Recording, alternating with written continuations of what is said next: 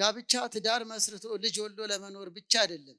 ባልና ሚስት በተዋህዶ ልጅነት ሆነው ንስሐ ገብተው ቅዱስ ሥጋውን ክቡር ደሙን እየተቀበሉ ሲኖሩ ለመኖር ያህል አይደለም፣ ከእግዚአብሔር ጋር ለመኖር። ሴት ማለት ሁሉ ሚስት ማለት አይደለም። ወንድ ማለት ሁሉ ባል ማለት አይደለም። በዚህ ምድር ላይ ለሚገጥም መከራ፣ ለሚገጥም ውጣ ውረድ ትልቁ መጽናኛ ትዳር ነው። አንዳንድ ጊዜ ለውጭ አልጋ ለቤት ቀጋ ይሆናል። ዘውድነቷን ያልጠበቀች ሚስት ለባሏ እንደ ቅንቅናት። ትዳራችሁን አዳራሽ የገበያ ቤት ብቻ አታርጉት። በቅባሜሮን ከብራችሁ፣ በንስሐ ከብራችሁ በስጋው ደግሞ ስትወሰኑ ትንሿ ቤተክርስቲያን ትባላለች። ትዳር ሁሉ በጎ ነው እያልኳቸው፣ መልካም ነው። ትዳር ሁሉ ግን ቅዱስ አይደለም። ድንግል አይደለውም በስጋው ደግሞ ነው ማገባው፣ አክሊል አይገባኝም ማለት እግዚአብሔርን የመፍራት መገለጫ። አንዳንዶቹ ኧረ ችግር የለም እሷ ድንግል ሆና ባልየው ወንድየው ባይሆን በእሷ ይቀደሳል፣ ድንግልና አይጋባም።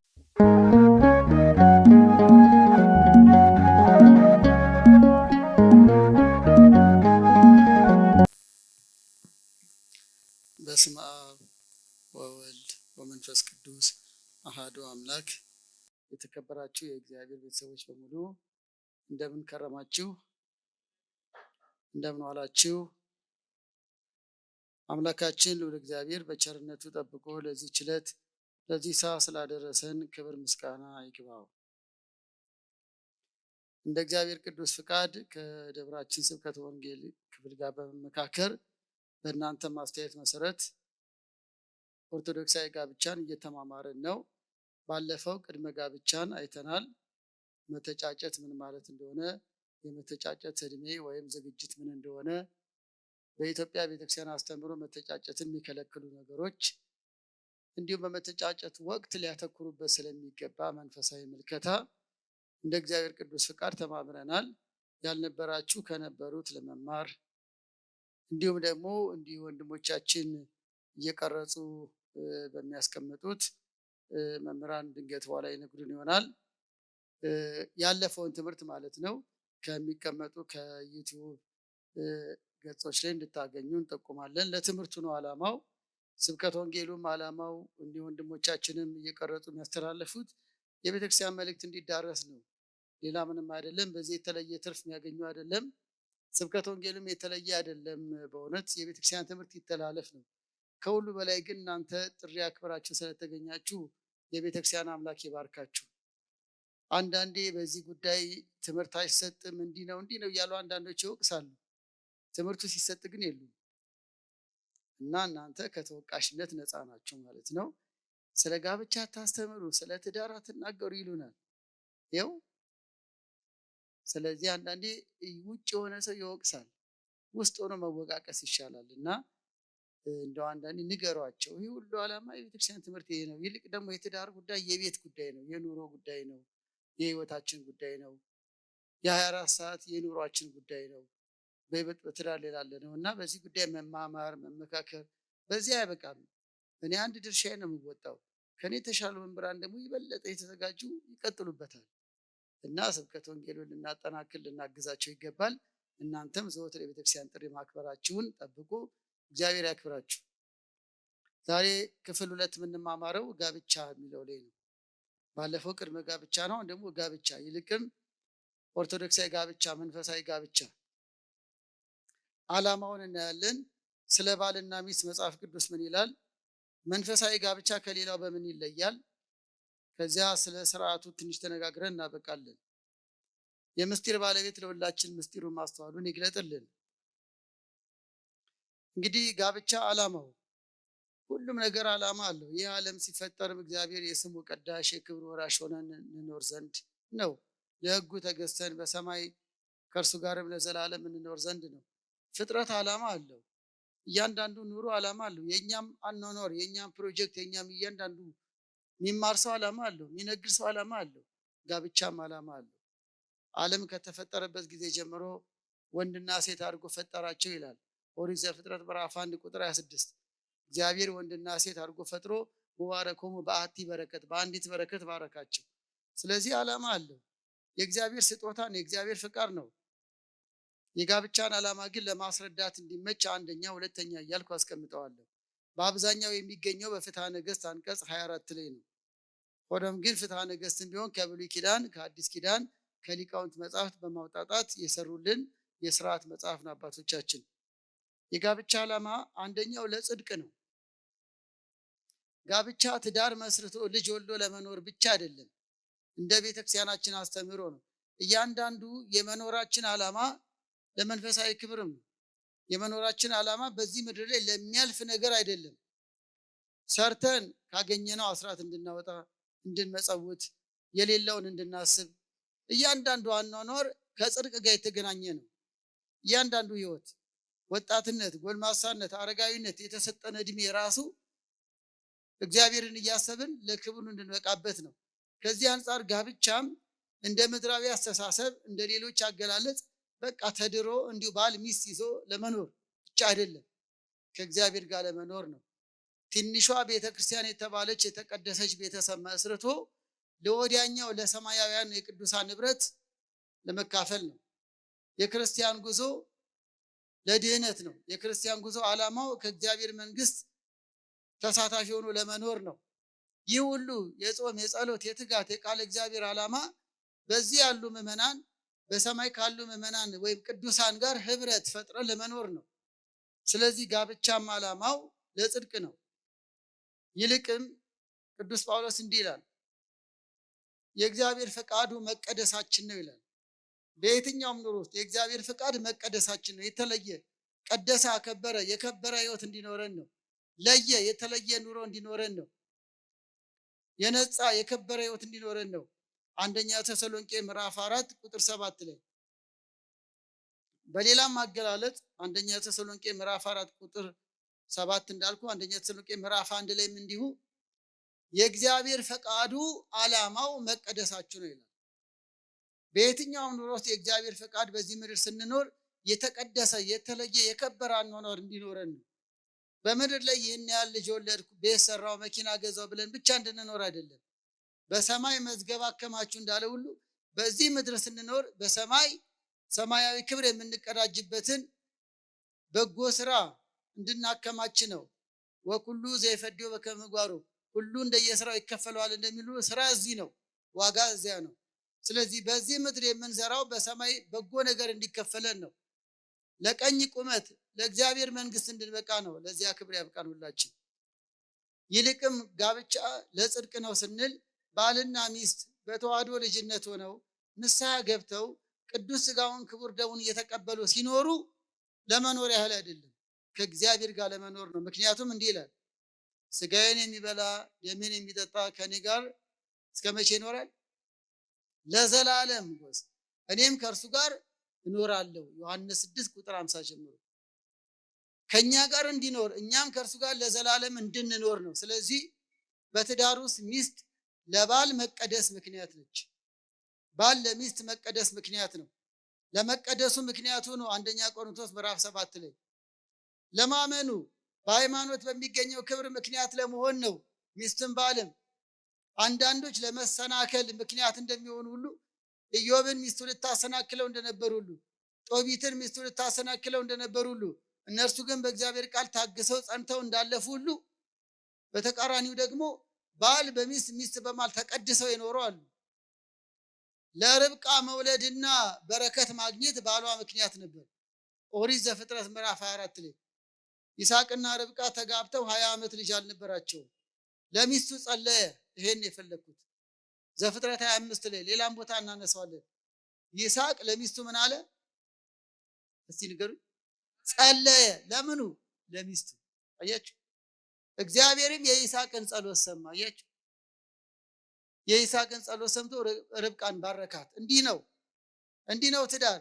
ባል ለሚስት ሚስት ለባል እየጸለዩ እያበረታቱ በርታ ያለው ደካማውን እየተሸከመ ኃይለኞች ደካሞችን ተሸከሙ ይላል። እንኳን ባልና ሚስት ሌሎችን ደካሞች ምንላቸውን በእኛ አስተሳሰብ በትዕግስት በፍቅር በጸሎት መሸከም አለብን። ሮሜ 14 ላይ በርትቻለሁ ታግያለሁ የሚል ደከም ያለውን ዛል ያለውን በጸሎት በምክር በትዕግስት መሸከም አለበት። እንዲሁ ክርስትና ይሄ ነው፣ እንኳን ባልና ሚስት። ስለዚህ ጋብቻ ለጽድቅ ነው። እየተበረታቱ የዘላለም ሕይወት የሚያስገኘውን ሥጋውን ደግሞ እየተቀበሉ እየኖሩ።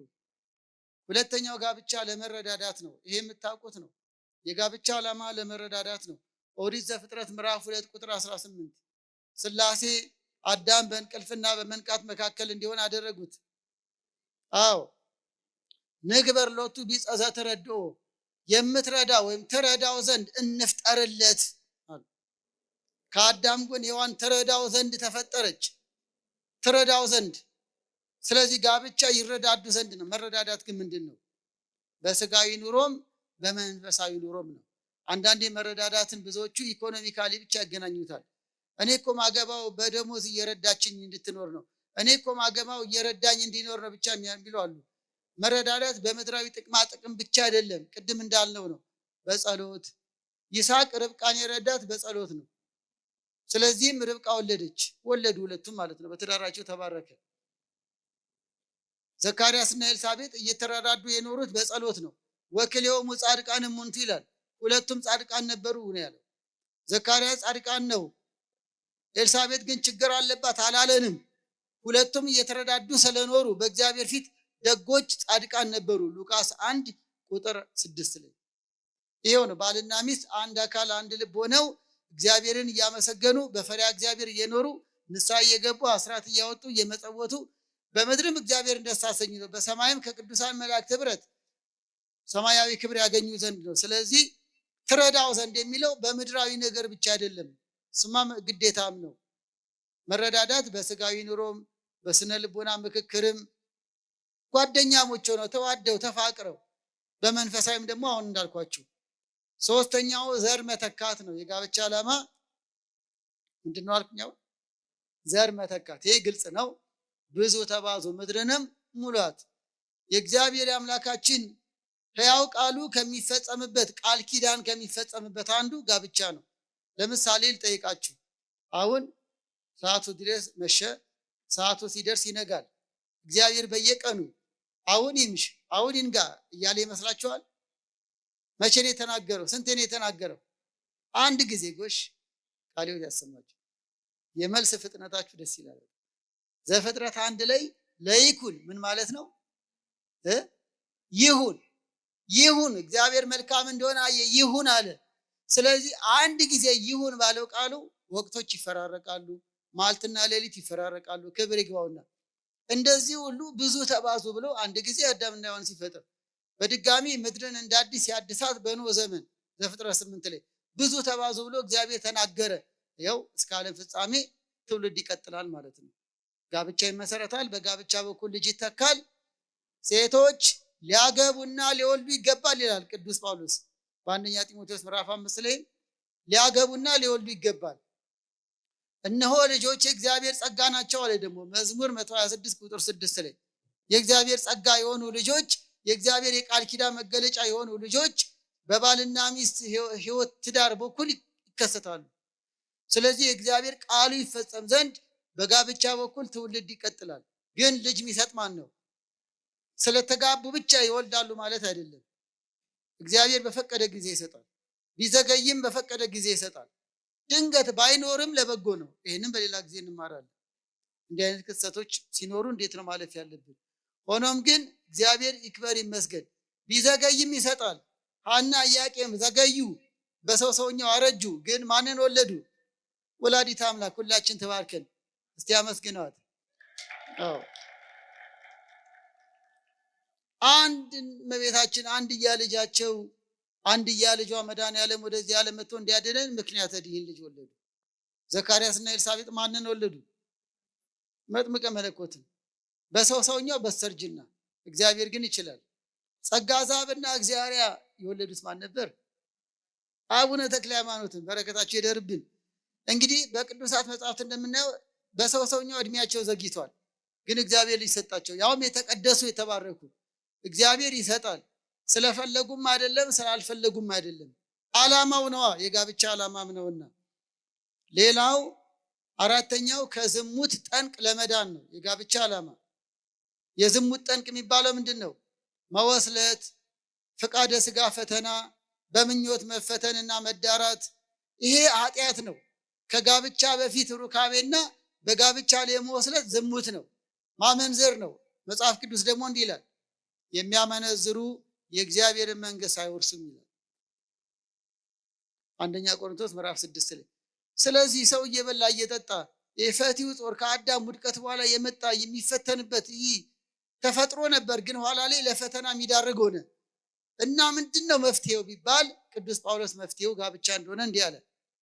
ስለ ዝሙት ጠንቅ፣ በዝሙት ምክንያት ከሚመጣ የነፍስ ቅጣት የስጋም ቅጣት ለመዳን ስለ ዝሙት ጠንቅ ለእያንዳንዲቱ አንድ ባል ይኑራት። ፍቅረኛ ነው ያለው። ምንድን ያለው? ባል ሚስት ማለት ፍቅረኛ ጓደኛ ማለት አይደለም። ባል ማለት ሚስት ያለችው ባለቤት፣ ባለጸጋ፣ ቤት መሪ እንደማለት ነው። ይህም ደግሞ በእግዚአብሔር ፊትና በሰው ፊት ባልና ሚስት ተብለው ሲረጋገጥላቸው ነው። ሚስት ማለትም እመቤት፣ ባል ያላት ልጆች ወልዳ የምታስተዳድር እንደማለት ነው። ሴት ማለት ሁሉ ሚስት ማለት አይደለም። ወንድ ማለት ሁሉ ባል ማለት አይደለም። ተዋደው በእግዚአብሔር ፊት ባል ሚስት ሲሆኑ ነው። ስለዚህ የዝሙትን ጠንቅ ድል ለማድረግ በፍኞት ከመቃጠል መጋባት ይሻላል ሲል ባል ይኑራት፣ በእርሷ ላይ ስልጣን አለው፣ በእርሱ ላይ ስልጣን አላት። ባልና ሚስት ከተባሉ በኋላ ነው ወደ መኝታ የሚኬደው። ክቡር አውሰበ በኩለሄ ወለምስካበ ውኔ አልቦቱ ሴበት ዕብራውያን 13 ላይ ጋብቻ ክቡር ነው ካለ በኋላ መኝታው ንጹህ ነው። ከመኝታ በፊት ምንን አስቀደመ? ጋብቻ። እናም ዝሙትን ድል መንሻው፣ ፈቃደ ስጋን ድል መንሻው፣ በምኞት እየተቃጠሉ ከመኖርና ወደ ስህተት ከመሄድ ድል መንሻው አንዱ ጋብቻ ነው። አምስተኛው እዚህ ላይ ጨመር ማደርገው እኔ ለደስታ ነው። ጋብቻ ለደስታ ነው። ይህም ከመጽሐፍ ቅዱስ ሐሳብ ነው። ይኸውላችሁ ክርስቲያን ሁሉ በክርስቶስ በመንፈሳዊ ሕይወቱ ደስ ሊለው ይገባል። ከዚያ ባሻገር በዚህ ምድር ላይ ሰዎች እንዲደሰቱበት ደስ እያላቸው እግዚአብሔርን ያመሰገኑ እንዲኖሩበት ከተሰጣቸው አንዱ ትዳር ነው። ዛሬ ተቃራኒ ሆነ እንጂ ጋብቻ ሲረዳዱ ደስታ ነው። ዘር ሲተኩም ደስታ አለው። ከዝሙት ጠንቅ ሲድኑበትም ደስታ አለው። ለጽድቅ ምክንያት ስትሆነው ሲሆነውም ደስታ አለው። ከላይ ያለው ነገር ሁሉ ደስታ ይፈጥራል። ስለዚህ ጠቢቡ ሰሎሞን ምን አለ? በመጽሐፈ መክብብ ምዕራፍ 9 ቁጥር 9 ላይ ከሚስት ጋር ደስ ይበልህ። ምን ይበልህ? ስለዚህ ሚስትነት ለደስታ ነው፣ ባልነትም ለደስታ ነው። በመጽሐፈ ምሳሌ ምዕራፍ 5ም ደገመው፣ ከሚስት ጋር ደስ ይበልህ፣ ኃጢአተኛን ኃጢአቱ ትቀጣዋለች፣ ከዚያ ውጭ ያለው ኃጢአት ነው። ወይ በምናናውት እግዚአብሔርን ደስ እያሰኙ መኖር ነው ለቅዱስ ጳውሎስ እንደመናኞቹ፣ ወይ ደግሞ በትዳር ደስተኛ ሆኖ መኖር ነው። ስለዚህ ትዳር ለደስታ ነው። አስተውሉ ምዕመናን፣ ይሄ ትምህርት ያስፈለገው ብዙዎች በትዳራቸው ደስተኛ አይደሉም። ለምን ለማለት ነው። ከማን ነው ችግሩ? እኛ አላስተማርንም ወይስ የራሳችን ድክመት ነው? ትዳር ለደስታ ነው። እሱን ካገባው ጀምሮ ነው ደስታ ያጣሁት ምትል ሚስት ብዙ ነች። ለምን ሆነ? እሷን ካገባው ጀምሮ ከለሬ ተቀየረ፣ ሰውነቴ ቀነሰ፣ በሽታ ያዘኝ የሚል ባል አለ። ለምን ሆነ? ትዳር ለደስታ ነው። ሌላ ኮሚቴ አይቋቋመላችሁም። ራሳችሁን ፈትሹ፣ ቤታችሁን ፈትሹ፣ ህይወታችሁን ፈትሹ። ትዳር ግን ለደስታ ነው ዓላማው። በትዳር ደስ ብሏቸው እግዚአብሔርን ያመሰገኑ የኖሩ አሉ፣ የሚኖሩ አሉ። አሁንም ቀጥሎ ደስታ ልጅ ነው። ሌላ ጊዜ እናየዋለን። በልጅ ደስታ አለ። ግን ከልጅ በላይ የመጀመሪያው ደስታ በትዳር ነው። ዘካርያስና ኤልሳቤጥ ሳይወልዱ ደስተኛ ነበሩ። ይስሐቅና ርብቃ ሳይወልዱ ደስተኛ ነበሩ። ይስሐቅ ይገርማቸዋል፣ የእናቱን ሐዘን የረሳው በሚስቱ ነው። የምትወዱትን አግቡ ብያለሁ ባለፈው። የእናቱን ሐዘን ረሳ ይላል ዘፍጥረት 24 ላይ። እየሰማችሁኝ ነው? ግን ዛሬ ሐዘን የሚያስረሳ ትዳር ነው ያዝነው ወይስ ሐዘን የሚጨምር? እንኳን የእናቱን የቅድመ አያቱን ሞት እያሰበ የሚያለቅስ ባል አለ አሉ። ብሶተኛ ሚስት አለች አሉ። የሚነፋረቁ ጭራሹኑ ለቅሶ ቤት ይመስላል፣ ሲኦል ይመስላል ቤታችን የሚሉ አሉ። ለምን ሆነ? ራሳችሁን ፈትሸዋል። ትዳርማ እንደ ርብቃ ሐዘን ማስረሻ ነው። የእናቱን ሐዘን ረሳ ይላል። እናቱን ከቀበረ በኋላ ርብቃን ሲያገኝ ሐዘኑ ረሳ፣ ተጽናና ይላል። በዚህ ምድር ላይ ለሚገጥም መከራ፣ ለሚገጥም ውጣ ውረድ ትልቁ መጽናኛ ትዳር ነው። ስራ ቦታ፣ ንግድ ቦታ፣ አኗኗር ብዙ ያውካል። ያ ሁሉ ያወከው ህይወቱ ቤቱ ሲገባ እንዲደሰት ነው። ቤቷ ስትገባ እንድትጽናና ነው። እንደዛ ነው። ለዚህ እኮ ነው የሚያስጨው። ለምን ሆነብን ታዲያ? እንዴ ዓላማው ይሄ ነው። የኛ ኑሮ ሌላ ነው። ታዲያ የቱ ጋር ነው ችግሩ? እንዴ የእግዚአብሔር ቃል አንድ ነገር አስተውሉ። ለምሳሌ ምዕመናን እኛ አልለወጥ እያለን እንጂ እግዚአብሔር ቃል እኮ ውሃውን ጠበል ያደርጋል አይደለም? ውሃው ይቀዳና ካህናቱ ሲባረኩት የቅዱሳን ገድል ሲነበብ የእመቤታችን ታምር የቅዱሳን እንደየዕለቱ እንደየቅዱሳኑ ከዛ ያ ጠበል ሲረጭ በሽታ ይፈወሳል፣ አጋንንት ይጮሃሉ። የእግዚአብሔር ቃል ውሃውን ምን አረገው? ጠበል አረገው። ህብስቱ ስጋ መለኮት የሚሆነው በቃለ እግዚአብሔር ነው። በቃለ እግዚአብሔር አልለወጥ ያልነው እኔና እናንተ ብቻ ነን። እንግዲህ ቅር በሉኝ ከወቀስኳችሁ። ይኸውላችሁ አሁን እኛ የምናመጣው ቻይናም ይስራው ህንድም ይስራው መርካቶም ይሰራ አንድ መቁረርት ይባላል። ማንቆርቆሪያ ማለት ነው። ጠበል መቅጃ ለቅዱስ ገብርኤል ታስገባላችሁ አይደል? ከዛ በኋላ ያ ጠጅ ጠላ አይቀዳበትም፣ ጠበል ነው የሚቀዳበት። ከዛ ያ ማንቆርቆሪያ አይባልም፣ ከንዋያተ ቅድሳት አንዱ ነው። ይኸውላችሁ የመርካቶ ዕቃ ገብቶ ቤተ መቅደስ ይባረካል። የቻይና ኩባያ ቤተክርስቲያን ገብቶ ጠበል መጠጫ ይሆናል። ከንዋያተ ቅድሳት ይደመራል። እኛንን ከቅዱሳን ንብረት መደመር ያቃትን። መገልገያ ገብቶ ሲቀደስ ሲለወጥ፣ እኛ ግን አልለወጣልን። ታዲያ ቃለ እግዚአብሔር መለወጡን በጠበሉ በምስጢራቱ በእምነቱ እያረጋገጥን ነው። ስለዚህ ችግሩ ከኛ ነው ማለት ነው። አሁንም ለምንድን ነው ከዚህ ጋር ያነሳሁት? ጋብቻ ለደስታ ለበረከት እንዲሆን ቤተክርስቲያን እያስተማረች ነው። ችግሩ ከኔ ነው እንጂ ቤተክርስቲያን ምን አጎደለችብኝ? የእግዚአብሔር ቃል ምን አጎደለብኝ? አልለወጥ ያለው እኛ ነን እንጂ የእግዚአብሔር ቃል ይለውጣል። እንደ አልማዝ ጠነከረ ልባቸው ይላል። እነ ናቡከደነፆር እነ ፈርዖን እነ ኤልዛቤል የተነገረ ለነሱ የተነገረ ነው። ጠንክር ይላል ልባችን። ይቅር አንልም። ለቀናነት ለበጎነት አንዘጋጅም። ስለዚህም ትዳር ደስታ ያጣል። ስለዚህ ከዓላማችን እንዳንወጣ የጋብቻ ዓላማ ለደስታ ነው።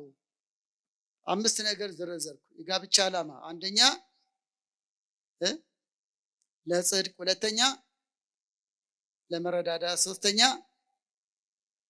ዘር መተካት፣ አራተኛ ከዝሙት ጠንቅ ለመዳን፣ አምስተኛ ለደስታ ደስተኛ ሆኖ ለመኖር፣ ሰላማዊ ኑሮ ለመኖር፣ በፍቅር ኑሮ እስከ ፍጻሜው ደስታቸውን እያጣጣሙ ለመኖር።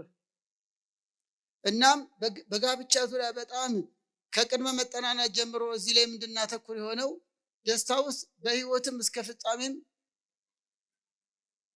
ሰላማዊ የተረጋጋ ጣዕም ያለው እንዲሆን ነው። አንድ ነገር ልንገራችሁ፣ ሰዎች ሲቀልዱ የሰማሁት እንደው ትዳር ምን ያህል አንዳንዶች የተማረሩበት እንደሆነ የሚያሳይ ነው። አሁን የምናገረው በቁጭት ነው። ለምን ሆነብን ነው። እንግዲህ ምሳሌውና የምጠራው ስም ይቅር በሉኝ፣ እኔ እንደሰማሁት አገላለጽ። ባልየው ታመመ፣ በጣም ደከመ፣ ሊሞት ትንፋሹ ጥርጥር አለ። በኋላ ላይ ሚስቱን ጠራና መናዘዝ ጀመረ። በእንግዲህ ባለቤቴ እኔ መሞቴ ነው፣ ግን የምናዘዘው ነገር አለ አላት። ምንድነው ባሌ? አንተን ያኑር እንጂ ምን ነው? በኋላ ላይ ከኔ በኋላ እንድታገቢ አላት። ያውም ደግሞ የምታገቢው ለዚህ ስም አጠራር ይቅርታ ኩራባቸው የሚባለውን የኔን ጠበኛ ነው አላት። ኩራባቸው የሚባለው የባልየው የእድሜ ልክ ጠላት ነው። አሁን ሚስትየው ምን አለች? መጀመሪያ ማግባት አልፈልግም፣ ደግሞ የአንተን ጠላት ማገባው ለምንድን ነው አለች። እየሰማችሁ ነው? የአንተን ጠላት ማገባው ለምንድን ነው? ምን አለ መሰላችሁ? ለካ ተማሯል። ጠላቴ እንደሆነማ አውቃለሁ። እኔን አንገብግበሽ እንዳሳመምሽ እሱንም አንገብግበሽ እንድትደፊው ነው። ጥይት አድርጓታል። አያድርስባቸው እና እንዲህ እስኪተረትብን ለምን ሆነ? በኋላ ደግሞ ወንዶች የሚወቀሱበት አይጠፋም። ሴቶች ሲወቀሱ ወንዶች ሳቅ ይላሉ። አናጣም። ተረት ጊዜው ተረት አይደለም እንጂ እኛም እንወቀስበት አለ። እናም ወገኖች ወደ ቀጣይ እንሂድ። ስለ ባልና ሚስት መጽሐፍ ቅዱስ ምን ይላል? በብሉይ ኪዳን ህዝበ እግዚአብሔር በእጮኛ በሚስት እየተመሰሉ እግዚአብሔር ክብር ይግባውና ራሱን በባል እየመሰለ አጨውሽ አጭቼሻለሁ ቃሌን ስሚ እስራኤል እያለ በባልና ሚስት ምሳሌ ገልጿል። በአዲስ ኪዳን ደግሞ ባል የክርስቶስ ሚስት የቤተክርስቲያን ምሳሌ ሆና በግልጽ ተጽፏል። ኤፌሶን ምዕራፍ 5 ላይ በይበልጥ አብይ ውእቱ ዝነገር ወአንሰ ብሎ ላይ ለክርስቶስ ወላለ ቤተክርስቲያኑ እያለ ቅዱስ ጳውሎስ ይህ ምስጢር ታላቅ ነው። የጋብቻ ምስጢር፣ የባልነት የሚስትነት ምስጢር በጣም ታላቅ ነው። ምድራዊ ብቻ አይደለም። እኔ ስላለው እንደ ክርስቶስና እንደ ቤተክርስቲያን፣ በምስጢሩ ደግሞ እንደ መለኮትና እንደ ትስብእት አንዱ የአንዱን ገንዘብ ያደረገበት በተዋህዶ የጋብቻ ምስጢር ታላቅ ነው ያለ ኤፌሶን 5 ላይ ቅዱስ ጳውሎስ አስተምሮናል። ባሎችን ምን ይላል? ሚስትን ምን ይላል? ጥቂት ማሳያ ብቻ። ስለ ባል እንዲህ ይላል መጽሐፍ ቅዱስ ይልቅም አዲስ ኪዳን ባሎች ሚስቶቻቸውን ተንከባካቢ እንዲሆኑ ይመክረናል። ምን እንዲሆኑ? ተንከባካቢ። አሁን ዝም ብሎ ማዳመጥ ብቻ ነው፣ መጽሐፍ ቅዱስ ነው የሚለው። አንደኛ ጴጥሮስ ምዕራፍ 3 ላይ ቁጥር 1 ጀምሮ ባሎች ሆይ ሚስቶቻችሁን ተንከባከቡ ይላል። ድገሙት እስቲ ወንዶች፣ ፈራችሁ? ምን ይላል? ተንከባከቡ አይደል? አዎ ተንከባከቡ። እንክብካቤ የምትፈልግ ናትና የወንድ ልጅ ጡንቻ ጠንከር ማለቱ፣ የሴት ልጅ በተፈጥሮ አነስ ማለቱ አካል ነው ያልኳችሁ። የደም ስራ 666 ነው የወንድ፣ የሴት ግማሽ ነው በዛ። ያም ያሳየው እንዲማታበት እንዲደበድብበት ሳይሆን እንዲጋፈጥበት፣ እሷ እንዲንከባከበት ነው። እሷ ጋር የጎደለውን እሱ እንዲሞላ ነው። ለዚህ ነው ተንከባከቡ፣ ፍጥረቷንም በማየት እንክብካቤ ፈላጊ ናትና። ከአዳም ጎንን የተፈጠረችው አሁን ለምሳሌ ጎኔን ላሳርፍ ነው አይደል ምንለው? ጎን በጣም እንክብካቤ የሚፈልግ አካል ነው። ግንባር፣ እጅ ሊታይ ይችላል፣ ጎን ግን አይታይም። ጎን ተሸፍኖ ነው ሁሌ። ለዚህ ነው ሴቶች ሲኖሩ ተሸፍነው እንዲኖሩና ባልም ደግሞ ተንከባክቧት እንዲኖር ነው ከጎን። እናም ሌላው ምስጢር ይቆየን፣ ግልጹን ብቻ እያየን ባሎች ሚስቶቻቸውን እንዲንከባከቡ እግዚአብሔር አዟል። ቸል ማለት፣ ግዴለሽ መሆን፣ ለውጪ ሰው አልጋ ለሚስት ቀጋ መሆን እግዚአብሔር ይጠይቃል። አንዳንዶች እንደዛ ነው። ከበር መልስ ውጪ ጋብዛሉ፣ የእሷ ግን ጓዳዋ ዘይት የለም ስትለው ይበሳጫል። ውጪ ደግሞ መጠጥ የለም ቢባል ነው የሚበሳጨው። ያለበት ፈልጎ ይጠጣል። አንዳንድ ጊዜ ለውጭ አልጋ ለቤት ቀጋ የሆነ አለ። ይቅር በሉኝ እንግዲህ። ግን ቅዱስ ጴጥሮስ ምን አለ? ሚስቶቻችሁን ተንከባከቡ፣ ፍላጎታቸውን አሟሉ፣ አካል ናትና። ዘአፍቀረ ብእሲቶ አፍቀረ ርእሶ፣ ሚስቱን የወደደ እኮ አካሉን ወደደ። እጅህን ትጠላለህ፣ እግርህን ትጠላለህ፣ አካል ናት። ኤፌሶን 5 ቁጥር 25። ሌላው ባል ቤቱን የሚመራ ነው። በመጋፈጥ በመቆጣጠር የበላይ መሆን ማለት የግድ ተጽዕኖ ፈጣሪ ይሁን ማለት ሳይሆን ራሱን እስከ መስጠት ቤቱን በመውደድ ማለት ነው። ኤፌሶን 5 ቁጥር 25። የበላይነት ለዱላ ለገንዘብ የበላይነት አይደለም። ለዚህ ዋናው ምሳሌ ክብር ይግባውና መድኃኔዓለም ኢየሱስ ክርስቶስ ነው። ጌታችን መድኃኒታችን ኢየሱስ ክርስቶስ የቤተ ክርስቲያን ራስ እንደሆነ ባልን የቤቱ ምንድን ነው? ራስ ነው። ታዲያ ጌታችን ክብር ይግባውና የቤተ ክርስቲያን ራስ መሆኑን የገለጠው በምንድን ነው?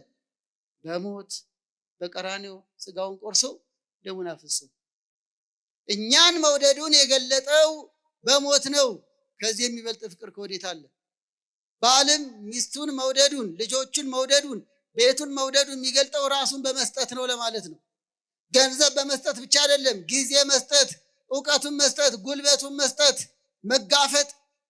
እንስሳት እንኳን አንዳንድ አራዊት አይታችሁ እንደሆነ ናሽናል ጂኦግራፊ ላይ የሚደንቅ ነገር ታያላችሁ ተፈጥሮ ላይ።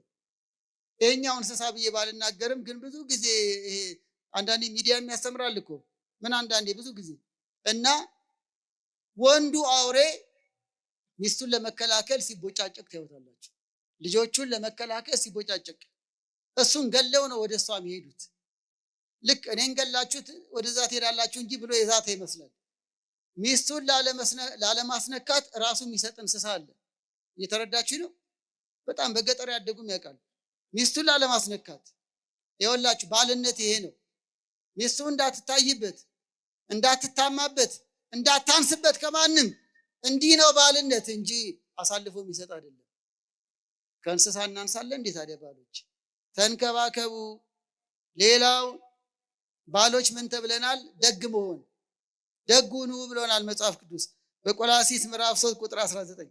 መቼም ሴቶቹ ደስ እያላቸው ነው። ጎሽ ልክ ልካቸው ነገሩልኝ እያላችሁ ነው አይደል? እኔ አይደለሁም መጽሐፍ ቅዱስ ነው። አይ በኋላ ወደ እናንተ ምን ዞራለን? መጽሐፍ ቅዱስ ነው። እንዲህ ይላል በትክክል ባሎችን ነገ ባል ለመሆን የምታቅዱም ልጆቻችንን ይሄ ደግሞ ይቀድሳል ያከብራል እንጂ አይጎዳም። ደግነት ይጠቅማል እንጂ አይጎዳም። በእውነት ደግ ሆኖ የተጎዳ የለም። ታክሲ ላይ እንኳን አንዳንድ ጥቅስ አለ፣ የዋ ምን ይሆናል ይላል። እውነቱን ነው። የዋ ምንም አይሆንም። ግፍ የሰራ ክፉ የሰራ ግን ክፋቱ ይበቀለዋል። እግዚአብሔር ከክፉ ስራ ይጠብቀን። እንኳን ለሚስት ለሁሉ ደግ መሆን ታዘናል። ቆላሲስ ምዕራፍ 3 ቁጥር 19 ላይ እንዲህ ይላል፣ ባሎች ሆይ ለሚስቶቻችሁ ደግ ሁኑ። ምን ሁኑ? እንደው ከልብ ያዛት ባሎች ደግ ሁኑ። እንዲያውም ምን ይላል መሰላችሁ? መራራ አትሆኑ። አቤት ይሄ ቃል! መራራ ባል አለ፣ ጨቅጫቃ፣ የት ገባሽ የት ወጣሽ፣ ተጠራጣሪ፣ ቀናተኛ። መጠርጠር የለብንም እርግጥ ነው። ግን እንደው በቃ እንደው በውሃ ቀጠነ። እንዴት ተደርጎ የሚሰጠውና የሚጠይቀው ማይገናኝ። 1 ሊትር ዘይት ገዝቶ 10 ሰው ቤቱ ልጋብዝ ይላል። እናም ወገኖች መራራ አትሁኑ ሚስቶቻችሁ ላይ። ባል መጣ ሄት ባል እንደው እዛው ባደረ የምትል ሚስት አለች። እንደው ፊልድ በወጣ መቼ ነው ቤት ማይመጣው? እንኳን ሚስት ልጆች ላይ ተጋብቶ አባዬ ባል መጣ የሚሉ ልጆች አሉ። አያደርስብን። እንደው አባዬ መቼ ነው ይመጣ ብለው አይን አይንና በር በር የሚጠብቁ ልጆች እንዳሉ ሁሉ እንደው ባል መጣውንስ አባባ አበዛውንስ እሷ መደብደብ ነው እኛንም ማስጨነቅ ነው የሚሉ አሉ። ከእንዲህ ያለው ይጠብቃል። እንዲህ እንዳይሆን እኮ ነው። ደስታ ቤት ውስጥ ነው። ቤት ውስጥ ሰላም፣ ደስታ ከሌለ ውጭ ደስታ አይኖርም። ስለዚህ በእጅ ላይ ነው ያለው። ሚስትን በማክበር በመንከባከብ ደግ በመሆን እርግጠኛ ሁኑ፣ የቤቱ ሰላም ይሳካል። ሌላ የሰላም ሚኒስቴር አጠብቁ ለትዳር። ስንቱ ጋር ይግቡ። ሌላ ኮሚቴ፣ ሌላ ቦርድ አጠብቁ። ቤት ሰላም እንዲሆን አንተ ደጉን። ይሄ ነው መጽሐፍ ቅዱስ። እውነት ደግ ባል ሚስቱ ምንም አትለው፣ ሚስቱም ይንከባከባል፣ ምንም አትልም። እርግጠኛ ሁኑ። በየግጭቱ የምንሰማው ይህንን ነው። ሳምንት በዚህ ዙሪያ ነው የምንማረው። የግጭት ምክንያቶችና መፍትሄዎቻቸው ነው የመጨረሻ ክፍለ ጊዜያችን። ወደዛ ሳሌዳውንም ቀጥታ ያለውን ነገር መራራ አትሁኑ፣ ደግ ሁኑ፣ ቅን ሁኑ፣ ነገሮችን በቅነት መታዩ ሁኑ ይለናል ቆላሲስ ምዕራፍ 3 ቁጥር 19። ሌላው አንድ ልጨምር፣ ባሎችን በምግባር የምትተጉ የምታስደስቱ ሁኑ። ምግባር ያላችሁ ሲል ባጭሩ ቲቶ ምዕራፍ 1 ቁጥር 6 ላይ ይህ ካህናትንም ዲያቆናትንም ባሎችን ሁሉ ይመለከታል። ጭምት ራሱን የገዛ ይላል። በትዳር ውስጥ ትዳር የመሰረተ ሊመሰረት ያቀደ ባልም ጭምት ራሱን የገዛ ከስካር ከነውር ከነፈቀፋ የራቀ ለካህን ብቻ አይደለም ባልነትን ለሚመኙ ሁሉ ባሎች ለሆነን ሁሉ ጭምት፣ ደጎች፣ ቅኖች፣ ራሱን የገዛ እያለ ይመክረናል ቲቶ ምዕራፍ 1 ላይ። እሺ ሚስቶችን ደግሞ ምን አለ መጽሐፍ ቅዱስ? አንደኛ ሚስቶች ታዘዙ ይላቸዋል። ምን ይላል? ታዘዙ ለማን? አዎ በዋናነት ኤፌሶን ምዕራፍ 5 ቁጥር 24 ላይ ሚስቶች ሆይ እያለ ነው። እንዲሁም ቤተ ክርስቲያን ለክርስቶስ እንደምትገዛ እንደምትታዘዝ ለባሎቻችሁ ተገዙ። ግን አስተውሉ፣ ይህ ተገዙ የፍቅር ነው። በዱላ በኢኮኖሚ በበላይነት አይደለም። ለምሳሌ ይጠይቃችሁ፣ አሁን በአዋጅ አጽዋማት ጊዜ ምዕመናን ደስ እያላችሁ ጾማላችሁ አይደል? በሰንበት ለቅዳሴ ትመጣላችሁ አይደል? ማን አስገድዷችሁ ነው? የእግዚአብሔር ፍቅር አይደል? አቴንዳንስ ይያዛል። ሌላ ቅጣት አለ። በሌሊት አሁን ለማህሌቱ የምትመጡት ከማታ ጀምሮ ምዕመናን ደስ እያላችሁ የምትመጡት ማን አስገድዷችሁ ነው? የእግዚአብሔር ፍቅር። ቤተ ክርስቲያን ማለት ምዕመናን ናቸው እያልኩ ነው። ቤተ ክርስቲያን ለክርስቶስ የምትገዛው በፍቅር ነው። አሁን ግሸን ማርያም የሄዳችሁ ምዕመናን፣ ቁልቢ ሲደርስ የምትሄዱ ምዕመናን፣ ዝቋላ ዳገት የምትወጡ ምዕመናን ማን አስገድዷችሁ ነው? ንገሩኝ እንጂ። የእግዚአብሔር ፍቅር። ንስሐ አባት በእውነት አስገድዷል? በእውነት ቤተክርስቲያን በሚዲያ ሲኖዶስ አስገድዷል? የእግዚአብሔር ፍቅር ነው። ስጡ ስትባሉ መስጠት፣ ደግነታችሁ። አስራት አውጡ ማውጣት፣ ምንጣፍ ግዙ፣ መጋረጃ ግዙ። ደስ እያላችሁ ነው የምታደርጉት። እግዚአብሔር ይባርካችሁ። የእግዚአብሔር ፍቅር ነው የሚያስገድዳችሁ። የድንግል ማርያም የቅዱስ ገብርኤል ፍቅር ምን ለማለት ነው? ፍቅር ነው የሚያስገዛችሁ። ሚስትም ለባልሽ የምትገዢው ፍቅሩ ነው፣ ደግነቱ ነው። ተረዳችሁ? ባሎች አስተውሉ። ኃይለኛ ስለሆንክ የከሌ ዘር ነኝ ስላልክ አይደለም። በአንተነት ወዳህ፣ በባልነት ወዳህ አካሌ ነው፣ የልጆቼ አባት ነው፣ ተንከባካቢ ነው ብላ ነው የምትገዛልህ። ይሄ ነው እንጂ ባልነት ሚስትነት በእግዚአብሔር ፊት እኩል ናቸው። እኩል ባረካቸው ነው የሚለው መጽሐፍ ቅዱስ። እኩልነት በእግዚአብሔር ፊት እኩል ናቸው። ተፈጥሯዊ ጉዳይና ጸጋቸው ነው የሚለያየው። አምጦ መውለድ የእናትነት ነው፣ የሴትነት ነው። ቤትን መንከባከብ መጋፈጥ የባልነት ነው። ልጅን በጋራ ማሳደግ ደግሞ የጋራ ነው። ስለዚህም በእግዚአብሔር ፊት ግን እኩል ናቸው። ወክልዮሙ ወባረኮሙ ነው የሚለው። አዎ በአቲ በረከት፣ በአንዲት በረከት ባረካቸው ነው ዘፍጥረት 1 ቅድም የጠቀስነው። ስለዚህ ጸጋ፣ አገልግሎት፣ ድርሻ ሊለያይ ይችላል። በእግዚአብሔር ፊት ግን እኩል ናቸው። አሁንም የምትገዛው የበታቸውን አይደለም። የበታች የበላይ የሚባል የለም። በትዳር ውስጥ በፍቅር ነው የሆነ፣ በመዋደድ ነው፣ ባሌ ነው በማለት ነው። ኤፌሶን ምዕራፍ 5 ቁጥር 4። ሌላው ሚስቶችን ዘውድ ይላቸዋል። ዘውድ መሆንን መጠበቅ ነው። ዘውድ የክብር ምልክት ነው አይደል? በሌላ አገላለጽ ዘውድ የክብር ምልክት ነው።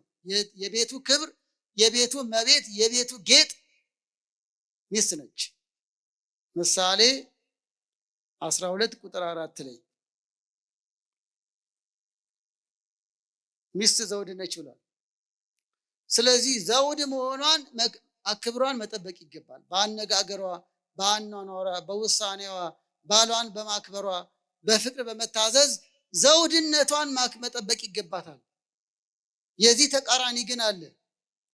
ዘውድነቷን ያልጠበቀች ሚስት ለባሏ እንደ ቅንቅን ናት ይላል። እንዴት ይከብዳል ይህ ቃል! እኔ አይደለም ያልኩት፣ ደግሞ ቅንቅን አለን።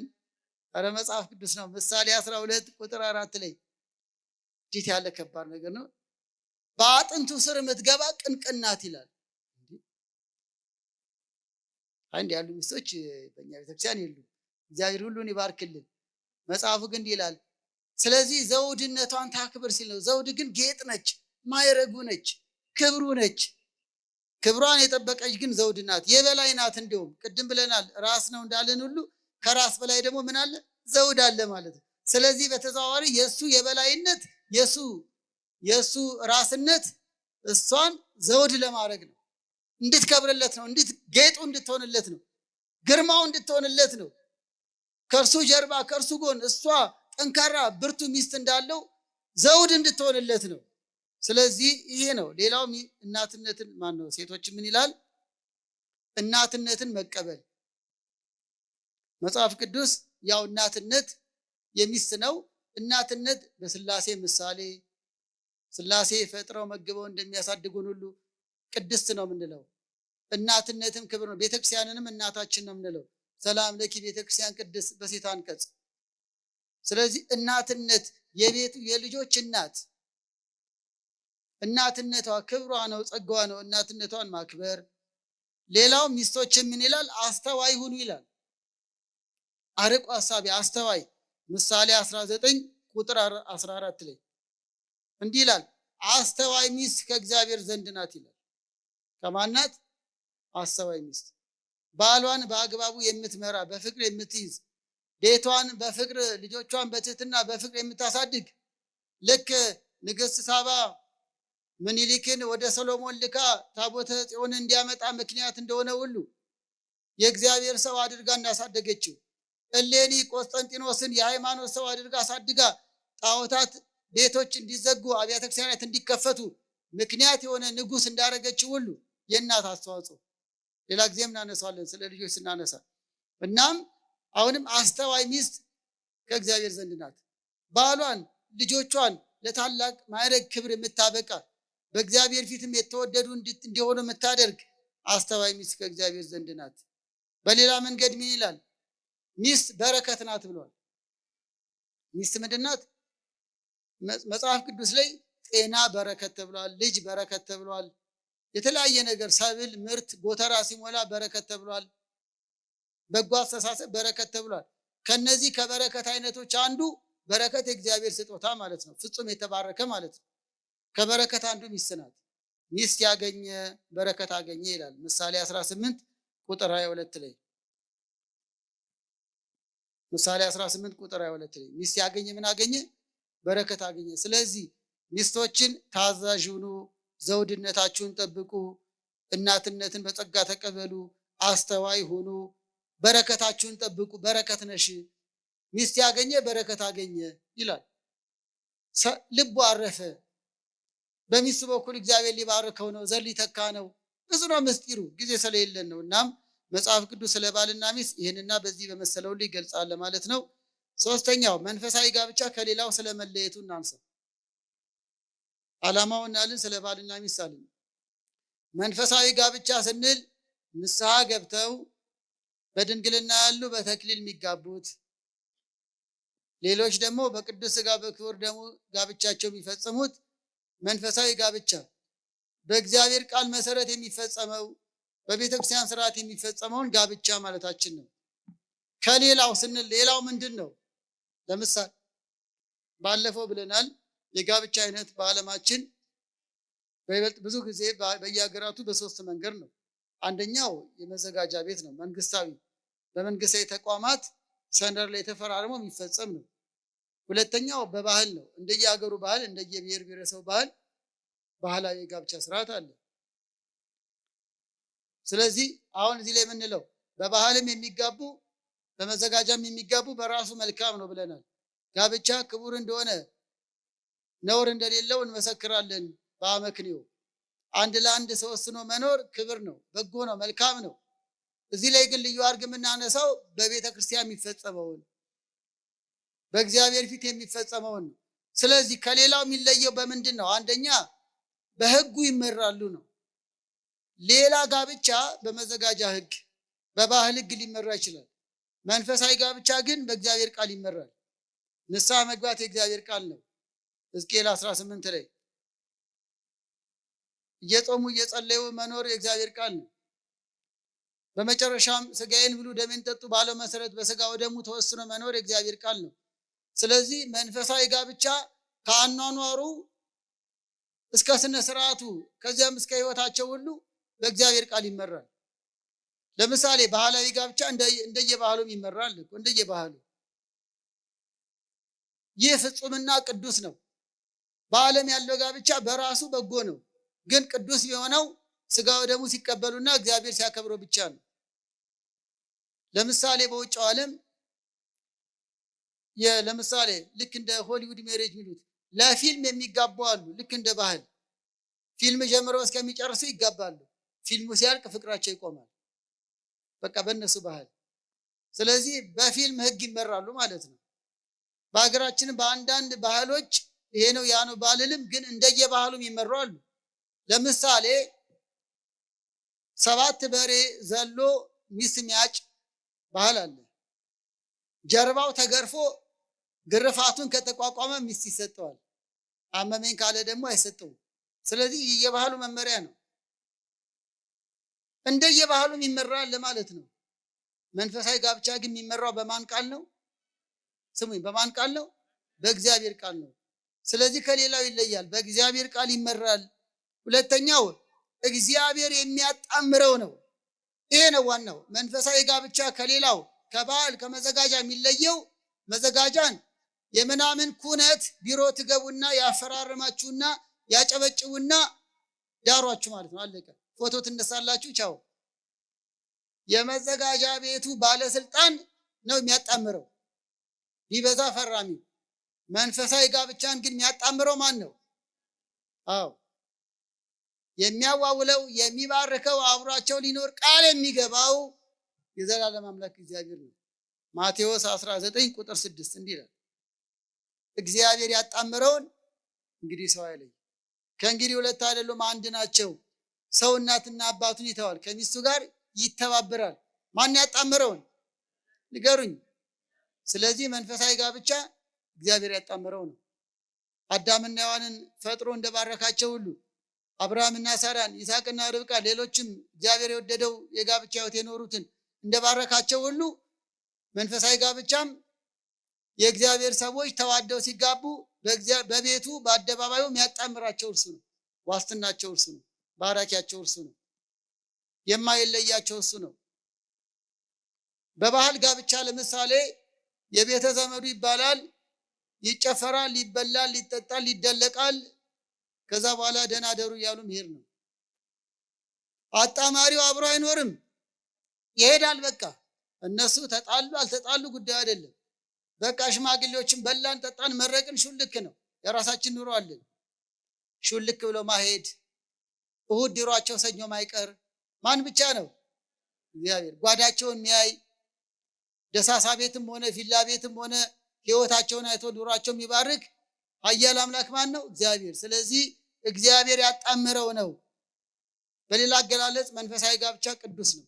ጋብቻው ራሱ ሰዎቹ ቅዱሳን ናቸው ነን ልላቸው አይደለም፣ ብዙ በደለኞች ነን። ግን የትዳሩ ዓላማ ግን ቅዱስ ነው። ለምሳሌ ከሌላው ለመለየት አንድ ነገር ልንገራችሁ። በይበልጥም በስጋው ደግሞ ጋብቻችሁን ያላደረጋችሁ በተስፋ ይህን ሐሳብ እንድትረዱ ነው።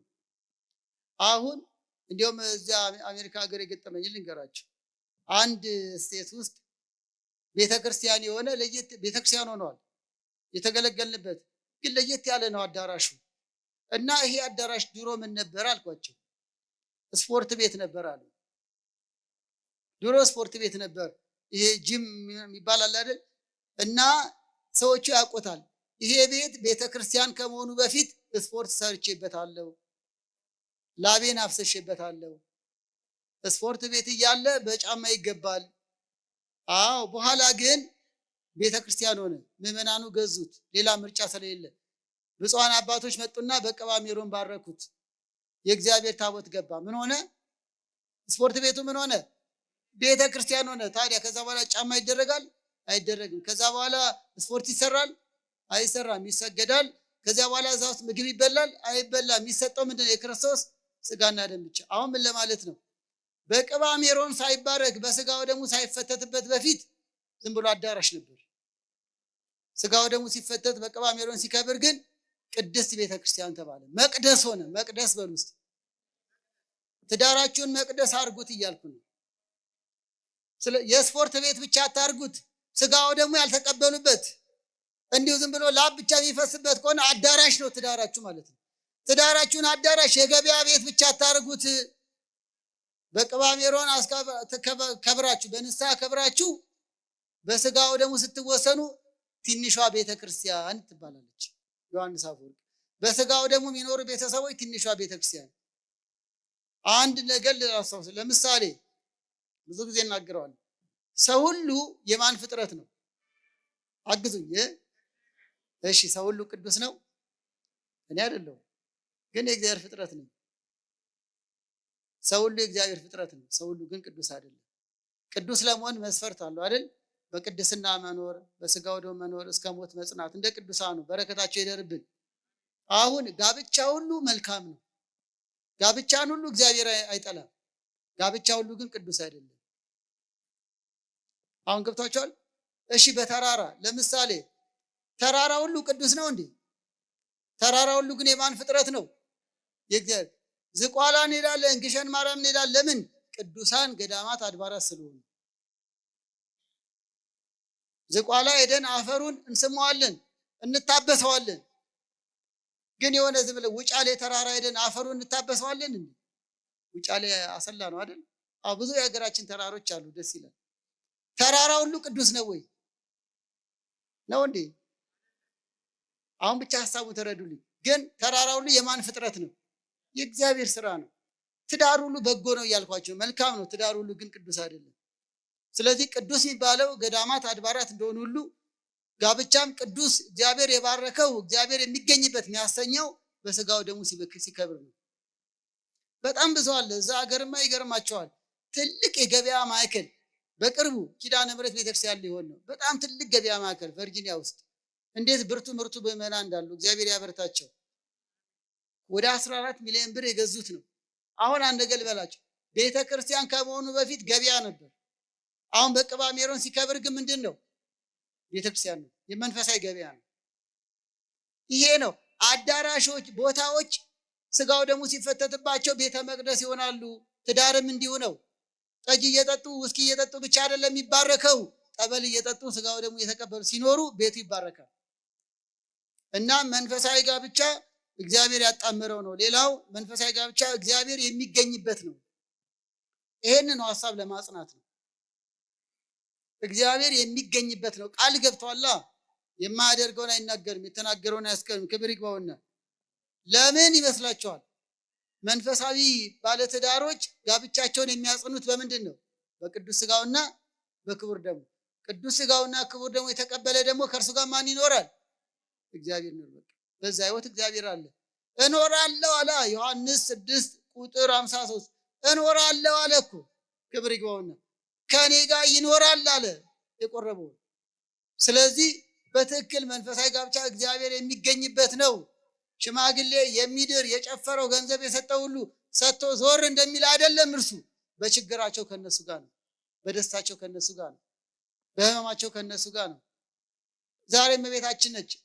እርሷን የሚያነሳ አንድ ነገር ላስታውሳችሁ። ክብር ይግባት። እስቲ በድጋሚ አመስግነዋት። ትዳራችንን ሁሉ ድንግል ማርያም ትባርክልን። ለስም አጠራሯ ክብር ይግባት። ይኸውላችሁ በዮሐንስ ወንጌል ምዕራፍ 2 በጣም የምትወዱትና ሁሉ የሚጠቀስልን ጥቅስ ቃና ዘገሊላ አስታወሳችሁ? አዎ የቃናው እመቤት ቃና ዘገሊላ ሰርግ ቤት አይደል? ስለ ጋብቻ አይደል ትምህርቱ? እሷንማ እሷ የሌለችበት እንዴት ይሆናል? እናም ይኸውላችሁ ዶኪማስ ብልህ ነው፣ እመቤታችንን ጠርቷል። እርሷ ደግሞ ልጇ ፈጣሪ መድኃኒዓለም ክርስቶስ ልጇን ይዛ ሄዳለች። ልጇ ደግሞ መምህር ነው፣ ደቀ መዛሙርቱን ይዞ ተገኝቷል። በሰርጉ ቤት የተጠራው ክርስቶስ ተገኝቷል። የተጠራችው እናቱ ተገኝታለች። መንፈሳዊ ትዳር ማለት እግዚአብሔር የተጠራበት ነው። በስጋው ደሙ ከእርሷ የነሳውን ስጋና ደም ነውና ድንግል ማርያም በበረከት አለች ማለት ነው። በዚያ ቤት በእነሱ ቃል ኪዳን ነውና የሚመረን ቅዱሳን ሐዋርያት፣ ጻድቃን፣ ሰማዕታት በረከታቸው አለ ማለት ነው በክርስቲያን ቤት። አዎ አለ። ወልደ ማርያም ወልደ ተክለ ሃይማኖት ተብለን የተሰየም ነው በቅዱሳኑ መታሰቢያ ነውና። እናም ወገኖቼ በዶኪማስ ቤት ጌታችን ተገኘ፣ ድንግል ማርያም ተገኘች። ከዚያስ በልተው ጠጥተው ለመሄድ አይደለም። ክብር ይግባውና የጓዳቸውን ችግር ለመፍታት ነው። የምታውቁት ታሪክ ነው። የወይን ጠጅ አለቀ። የጓዳን ችግር የምታውቅ ድንግል ማርያም ልጄ ወይ ወይን እኮ የላቸውም አለች። ጊዜው ሲደርስ ይሁዳ ከወጣበት ሲገባ፣ ያው ምስጢሩ በየጊዜው የምትማሩት ነው። ስለ ያላቆያችሁም እመቤታችን የሚላችሁን አድርጎ አለች። ልጇና እርሷ ተግባብተዋልና የምስጢር መዝገቡ ናትና።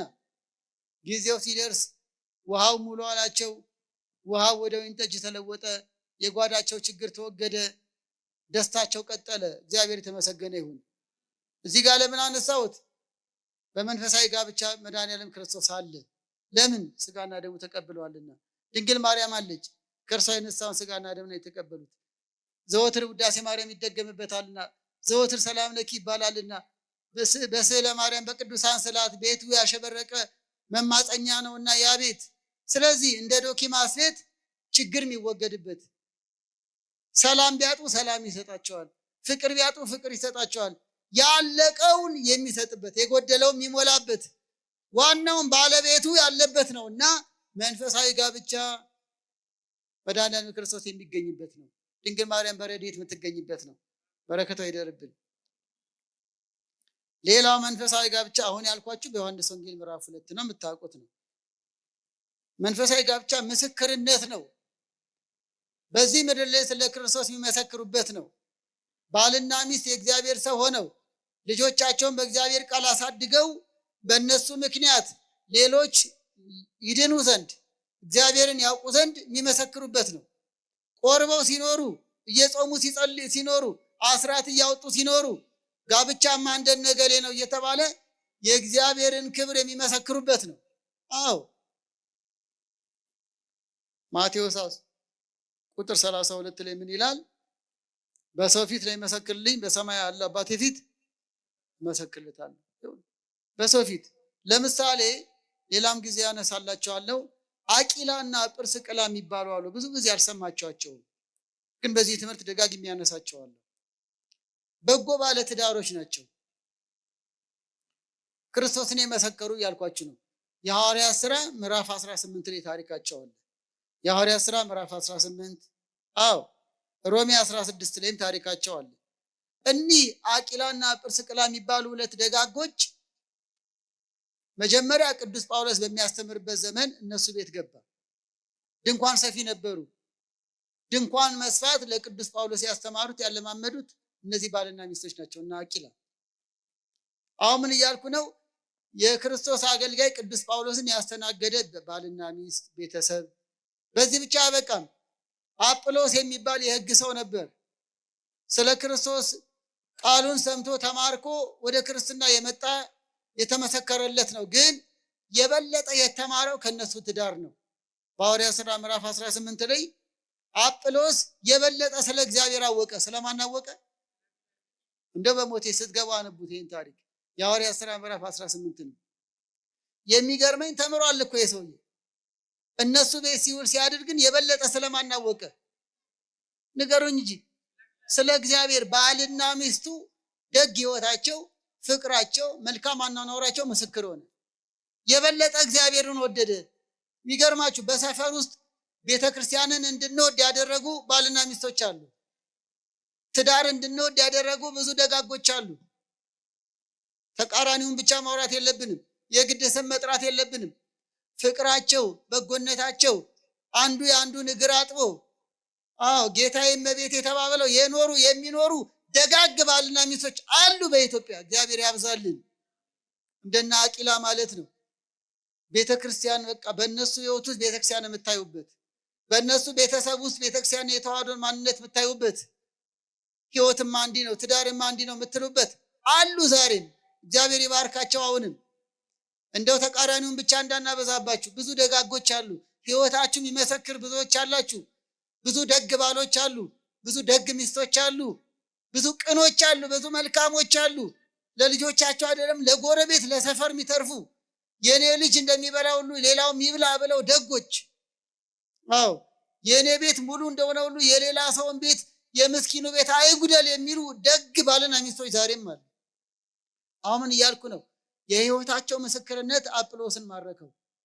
ዛሬም ትዳራቸው የሚማርክ ትዳር እንዲህ ነው፣ ትዳር እንዳጎቴ፣ ትዳር እንዳያቴ፣ ትዳር እንዳባዬ የሚያስብሉ፣ ትዳር እንደነው የዘሮ ገሌ የሚያስብሉ፣ በስጋው ደግሞ ተወስኖ መኖር፣ ለቤተክርስቲያን መቆርቆር፣ አስራት ማውጣት፣ ሀብት ንብረትን ለእግዚአብሔር ቤት መስጠት፣ በሀብታቸው ማይኩራሩ፣ በስልጣናቸው ማይኩራሩ፣ ራሳቸውን ዝቅ አድርገው ትዳራቸውን አክብረው የሚኖሩ፣ የማያመሹ፣ የማይሰክሩ፣ ሚስቱን የሚወድ ባሏን የምታከብር በጣም ደጋግ ትዳሮች አሉ። እግዚአብሔር የተመሰገነ ይሁን። እስቲ ለእንዲህ ያሉት አጨብጭቡላቸው፣ እግዚአብሔርን አመስግኑላቸው። እናም እነሱ ማለት እንደና አቂላ ናቸው። ቅዱስ ጳውሎስ እንደዚህ አይነቶቹ ምን አለ? በቤታቸው ያለች ቤተክርስቲያን አለ። የእናንተ ትዳር ማለት ቤተክርስቲያን ነች አለ ሮሜ 16 ላይ። ቤተክርስቲያን ዮሐንስ አፈወርቅ ከዚህ ይዞ ነው የክርስቲያንን ትዳር ትንሿ ቤተክርስቲያን ነች። በታላቋ ቤተክርስቲያን ስጋው ደግሞ እንደሚፈተት በትንሿ ቤተክርስቲያንም ቆራቢዎች የሚኖርበት ነው።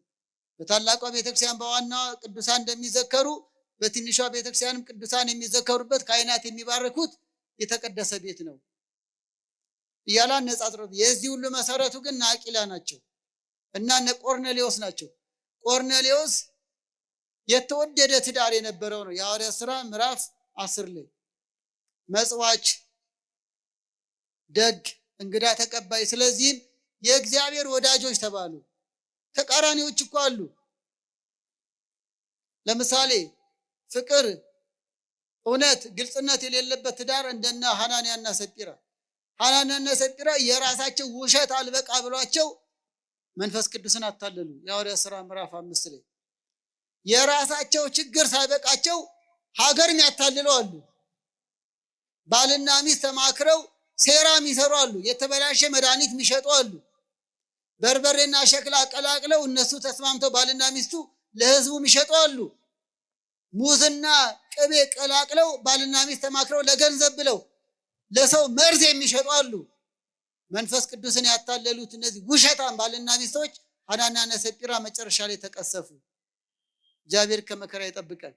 እግዚአብሔር አይወድም። በተቃራኒው ቆርኔሌዎስ ግን መጽዋች፣ ደግ፣ እግዚአብሔር የሚፈራ ሰውን የሚያከብር ነውና የእግዚአብሔር ቤተሰብ ተባለ። የእግዚአብሔር ወዳጅ ቤተሰብ የሐዋርያት ሥራ ምዕራፍ 10። ስለዚህ ወገኖቼ ምስክርነት ነው ስንል ቤተሰቡ ይመሰክራል ማለት ነው። ስለ ክርስቶስ፣ ስለ ቤተክርስቲያን፣ ስለ ኢትዮጵያዊነት፣ ስለ ደግነት። የመጨረሻው እዚህ ላይ መንፈሳዊ ጋብቻ ከሌላው የሚለየው መልካም ዛፍ ሆኖ ይገኛል። መልካም ዛፍ ሆኖ መልካም ፍሬ ያፈራል። መልካም ዛፍ መልካም ፍሬ ያፈራል። አብርሃም እና ሳራ መልካም ሆነው ይስሐቅን አፈሩ። ይስሐቅና ርብቃና ይስሐቅ መልካም ሆነው ያዕቆብን ነገደ እስራኤልን ያቋቋመ በኋላም ጌታ ከእርሱ ዘር እንዲገኝ የፈቀደ ወለዱ። ዘካርያስና ኤልሳቤጥ መልካም ዛፍ ሆነው ዮሐንስን ወለዱ። ስምዖንና ኤቅሌስያ መልካም ሆነው አቡነ ገብረ መንፈስ ቅዱስን አስገኙ። በረከታቸው ይደርብን። እናም መልካም ዛፍ ሆነው የሚያስመሰክሩ እግዚአብሔር የሚወዳቸው የተቀደሰ ትውልድ የሚተኩ ይሆናሉ ነው። ወደ መጨረሻው እንሂድ። የመንፈሳዊ ጋብቻ ስርዓት። የጋብቻ ዓላማ ስለ ባልና ሚስት የጋብቻ መንፈሳዊ ጋብቻ ከሌላው ስለመለየቱ ይህን አበቃን። የመንፈሳዊ ጋብቻ ስርዓት በሁለት መልኩ ይከናወናል። አንደኛው በተክሊል ነው። ሁለተኛው በማስባን ስርዓት ነው። ተክሊል ማለት ሽልማት፣ ክብር፣ ስጦታ ማለት ነው። ተክሊል ድንግልናቸውን ለጠበቁ የሚሰጥ ሽልማት ነው። ለጠበቁት ድንግልና ሽልማት ነው። የክብር መገለጫ ነው። በመጽሐፍ ቅዱስም ድንግልና ጠብቀው እንዲጋቡ ነው እግዚአብሔር የፈቀደው። አስቀድሞ እንዲህ ይላል፣ በድንግልናዋ ያግባ፣ ማንም ሊያገባ ሲወድ በድንግልናዋ ያግባ ይላል ዘሌዋውያን 21 ቁጥር 13 ላይ። ለዚህ ነው ታቀቡ፣ ክብራችሁን ጠብቁ፣ በድንግልና ሆናችሁ ጋብቻ መስርቱ የምትለው ቤተክርስቲያን መጽሐፍ ቅዱስ እንዲዛ ነው። እንዲህ ይላል ቅዱስ ጳውሎስ። የቅድሙ ዘሌዋውያን 21። አሁን ደግሞ የምጠቅሰው አንደኛ ቆሮንቶስ ምዕራፍ 7 ቁጥር 34 ደናግላን በስጋም በነፍስም እንዲቀደሱ የጌታን ነገር ያስባሉ ይላል። እነማን? ደናግላን። ዝሙት አያውቁም፣ መዳራት አያውቁም። ስለዚህ በስጋም ድንግልናቸውን በመጠበቃቸው እንዲቀደሱ እንዲከብሩ የጌታን ነገር ያስባሉ። ስለ ጋብቻ ሲያስቡ ስለ ዝሙት አያስቡ። እንዳራ አንተኛ ብለው አይቸኩሉም። ክብራቸውን ታቅበው በመኖራቸው የጌታን ነገር ስጋው ደግሞ ተቀብሎ መኖርን፣ ክብርን ጠብቆ መኖርን፣ ባልን አክብሮ መኖርን፣ በተቀደሰ የጋብቻ ሩካቤ ስርዓት ጠብቆ መኖርን ያስባሉ። ደናግላንም በስጋም በነፍስም እንዲቀደሱ የጌታን ነገር ያስባሉ። አንደኛ ቆሮንቶስ 7:34። ስለዚህ ድንግልናቸውን የጠበቁ ስለጠበቁ ድንግልና አክሊል ይገባቸዋል። መጽሐፈ ተክሊል ይደረስላቸዋል። ያ የሚቀዳጁት አክሊል የምን ምልክት ነው? ስለጠበቁ ድንግልና። ዝሙትን ድል ነስቶ ድንግልናን ጠብቆ ለጋብቻ መብቃት ሰማዕትነት ነው፣ ድል መንሳት ነው። እንዲህ ይላል፣ የክብር አክሊል ትቀበላላችሁ። አንደኛ ጴጥሮስ ምዕራፍ 5 ቁጥር 4። ይህንን ነው ድንግልናችሁን ጠብቁና በተክሊል ተጋቡ ምንለው ቤተክርስቲያን የምትለው። የክብር አክሊል ትቀበላላችሁ። አንደኛ ጴጥሮስ ምዕራፍ 5 ቁጥር 4 እንዲህ ይላል። በሌላ ድል የነሳ አክሊል ይገባዋል ይላል። ለሰማዕታት ነው። እንዲሁም ደግሞ ለደናግላን ነው። በዚህ ርዕስ ምን የነሳ? ድል የነሳ። ምንን ድል የነሱ? ዝሙትን። ውበታቸው ለዝሙት ምክንያት ሳይሆናቸው፣ ገንዘባቸው ለዝሙት ምክንያት ሳይሆናቸው መሆን እየቻሉ ግን ሁሉ ተፈቅዶልኛል፣ ሁሉ አይጠቅመኝም ብለው ጀግና ይኖሩ ብዙ ሴቶች አሉ፣ ብዙ ወንዶች አሉ። አሁን አንዳንዶች እንደው አዲስ አበባ ደናግላን አሉ እንዴ? አዎ አሉ። ይኸው በተክሊል እየዳርን እኮ ነው። በደንብ አሉ እንጂ ንገሩ እንዳትሉ ወንዶች አሉ። ራሳችሁን ጠብቁ፣ እግዚአብሔር ይሰጣቸዋል። በደንብ አሉ እንዴ። አሁን በአቅሜ 300 ገደማ ንስሐ ልጆች አሉ። ብዙዎቹ በተክሊል የተዳሩት እግዚአብሔር ይመስገን። በቃ ካህናት ያውቃሉ፣ ከኔ በላይ ምስክር ናቸው። ንጽህናቸውን ጠብቆ የሚኖሩ በገጠርም በከተማም አሉ። አሁን የኔ ያነሳሁት ሁሉ ተፈቅዶላቸው ግን ሁሉ አይጠቅመኝም ያሉ አሉ። ወንዶችም እንደዛ። ይገርማቸዋል። እንኳን አይደለም እንኳንስ አዲስ አበባችን ሰለጠነ በተባለ በአሜሪካ ምድር ድንግልናቸውን ጠብቀው የሚኖሩ ወንዶች አሉ። በ30 እድሜ ውስጥ እኔ ወንድ አላቅም ያለኝ ልጅ አለ፣ ሴት አላቅም ያለኝ ይቅር በሉ። ድንግልናን ጠብቄን ያለሁት ምዕመን እኮ ነው፣ ዲያቆን አይደለም። በጣም ነው ደስ ያለኝ። በደንብ አሉ። አሜሪካ መኖሩ ለማመንዘር ምክንያት አልሆነው።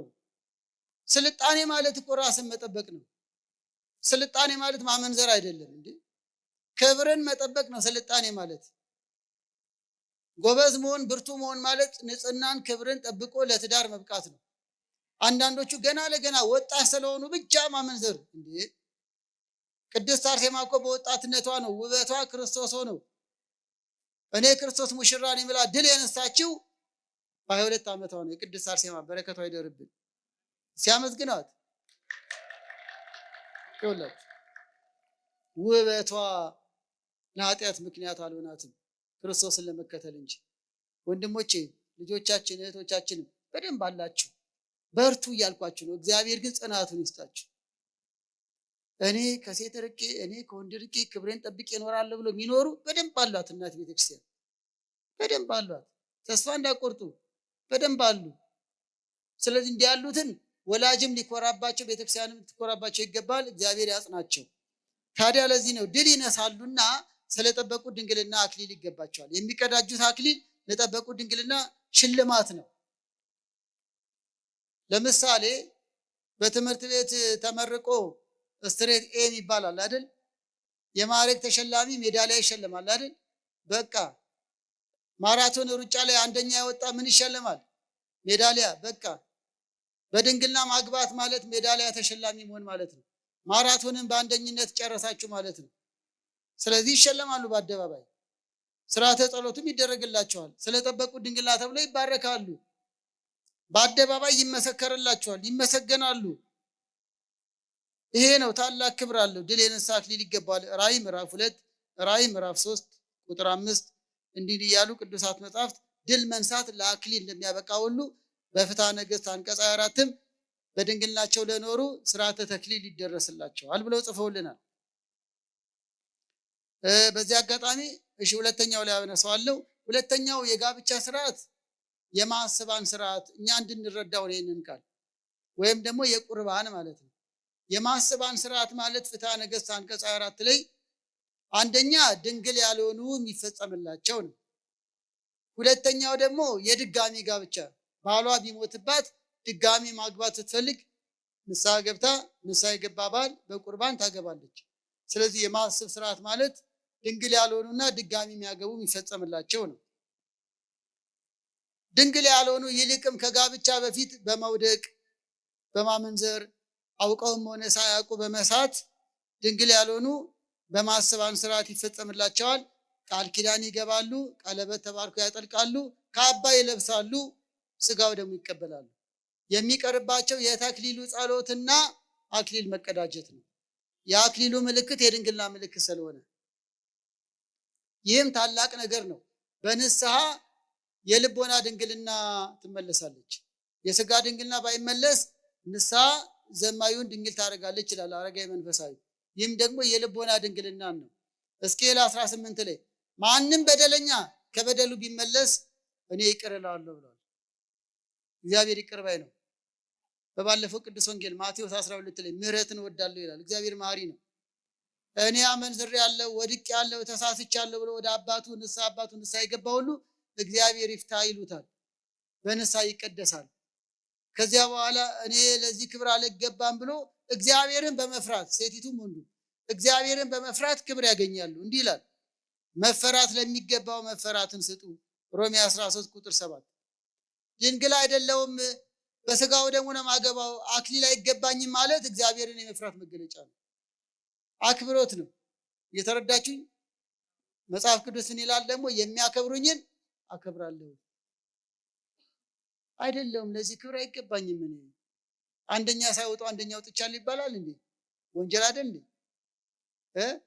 ሩጫ ላይ ቢሆን እግር ኳስ ላይ ቢሆን እግር ኳስ እንኳን ቫር አለ አይደል?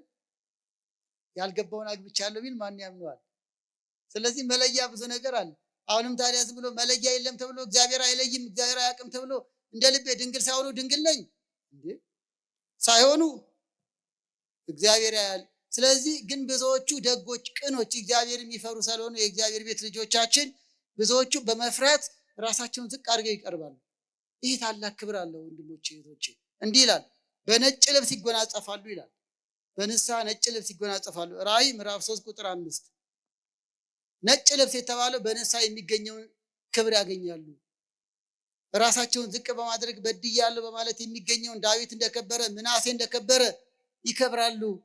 በነጭ ልብስ ይጎናጸፋሉ። ራእይ ምዕራፍ 3 ላይ ክብር ይግባውና እርሱም እስመ መጻእኩ እጸውዕ ጻድቃነ አነ ለንስሐ ማቴዎስ 9 ቁጥር 13 የመጣሁት ጻድቃንን ልጠራ ሳይሆን ምንድን ያለው ኃጥአንን ለንስሐ ልጠራ መጥቻለሁ። ስለዚህ ቅድመ ጋብቻ ላይ በማወቅም ባለማወቅም ድንግል ያልሆነ ሰው እኔ በደለኛ ነኝ፣ እኔ ኃጢአተኛ ነኝ፣ ጌታ ይቅር በለኝ ብሎ ወደ ካህን ሄዶ ራሱን ለካህን አሳይቶ እግዚአብሔር ይፍታ ተብላ የንስሐ ጸሎት ተደርጎላቸው እየቆረቡ ይኖራሉ። በኋላ ላይ ደግሞ በማስባን ስርዓት መዝሙር ይዘመርላቸዋል፣ ካባውን ይለብሳሉ፣ ነጭ ልብስ ይለብሳሉ።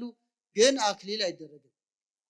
እሷ ድንግል ሆና እሱ ባይሆንም ድንግል ለሆነው ይደረጋል። ይኸው ነው እርግጡ። አንዳንዶቹ ኧረ ችግር የለም እሷ ድንግል ሆና ባልየው ወንድየው ባይሆን በእሷ ይቀደሳል፣ ድንግልና አይጋባም እንዴ? እንደዚህ ከሆነ አንድ ነገር ልንገራችሁ። 2 ፍቅረኛሞች 6 ኪሎ ዩኒቨርሲቲ ተማሩ ልበል። ሴቲቱ አንደኛ ወጣች። ፍቅረኛዋ ነኝና አንደኛ ነኝ ይላል እንዴ? እየሰማችሁ ነው? ወንጀል ነው እንዴ? ለምሳሌ ሩጫ ላይ ወንዶቹ ወይ ሯጭ ስም ብዙ ባልጠራም ግን ወንዱ ሯጭ ማራቶን አሸነፈ። ሚስትየው ከዚህ ሄዳ ኧረ እኔ ሚስቱ ነኝ ትላለች እንዴ?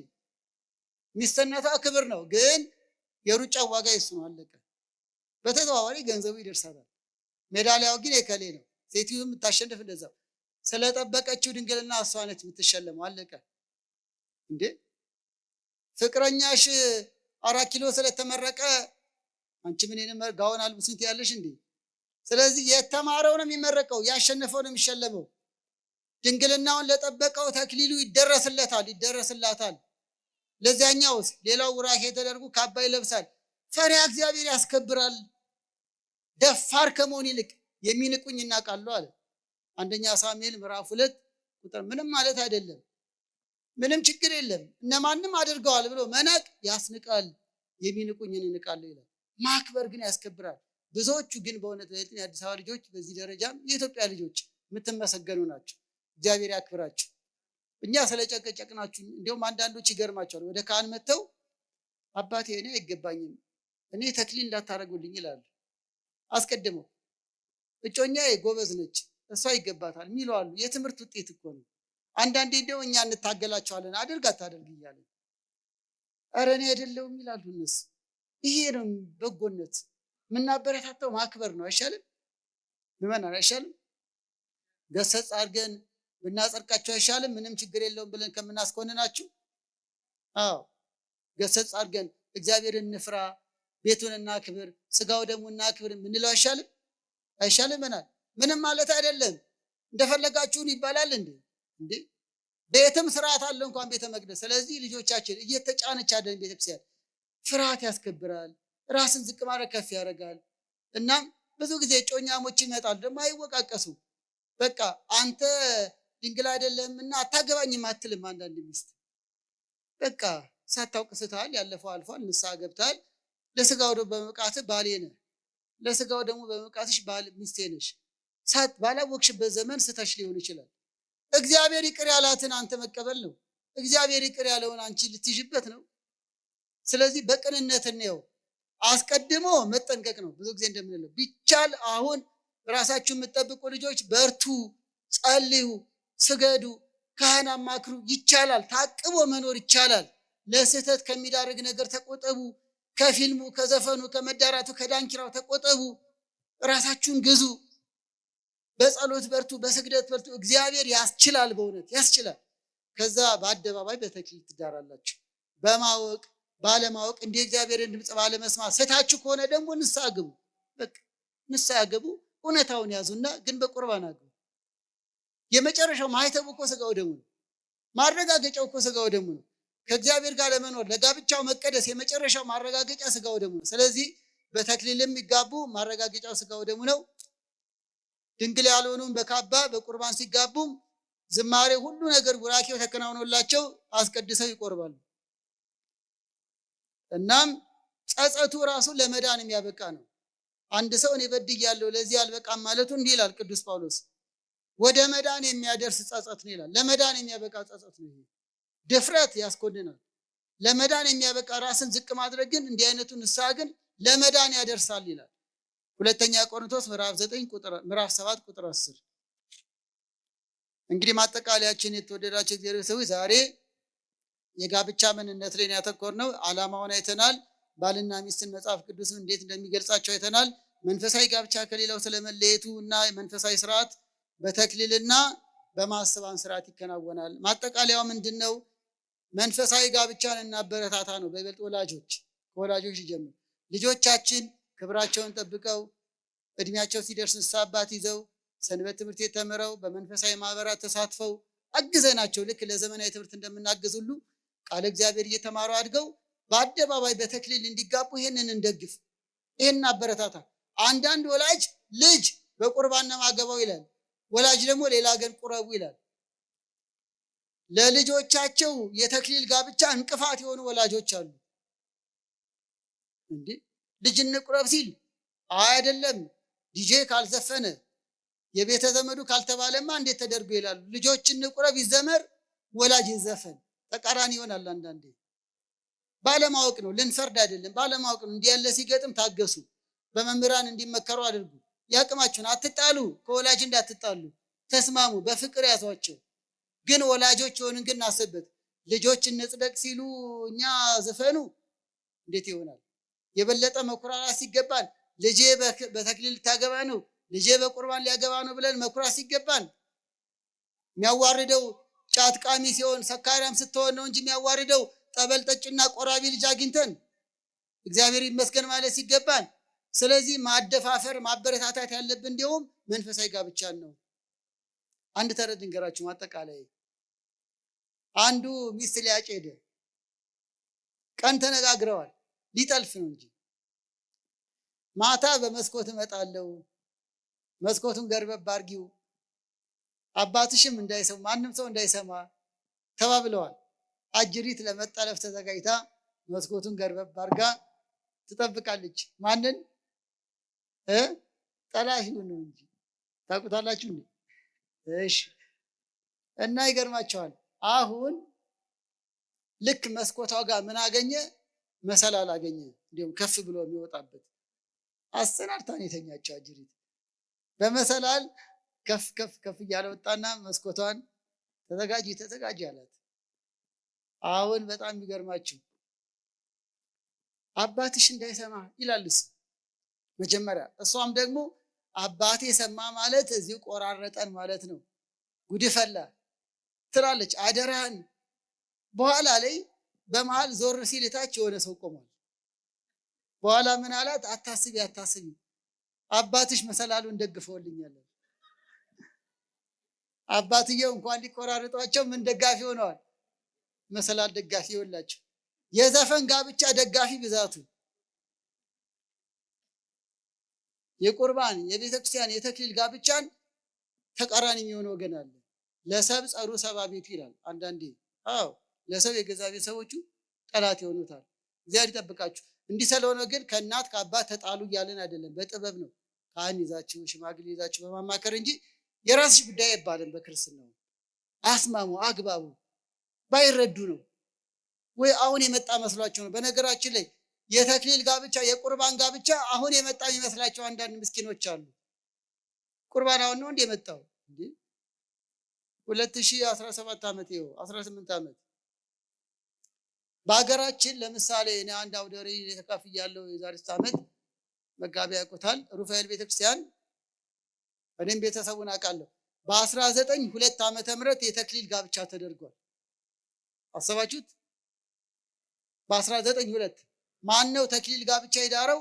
ብላቴን ጌታሩ የሚባሉ ታላቁ ሊቅ፣ የኢትዮጵያ የውጭ ጉዳይ ሚኒስቴር የብዙ ነገር ዳኛ፣ ከንቲባ፣ ብዙ ነገር የነበሩ ልጆቻቸውን በተክሊል ድረዋል። በተክሊል በመዝሙር በ1902 ዓመተ ምህረት ፎቶግራፉ በእኛ በሩፋኤል ቤተክርስቲያን አውደ ሰንበት ትምህርት ቤት ውስጥ አለ።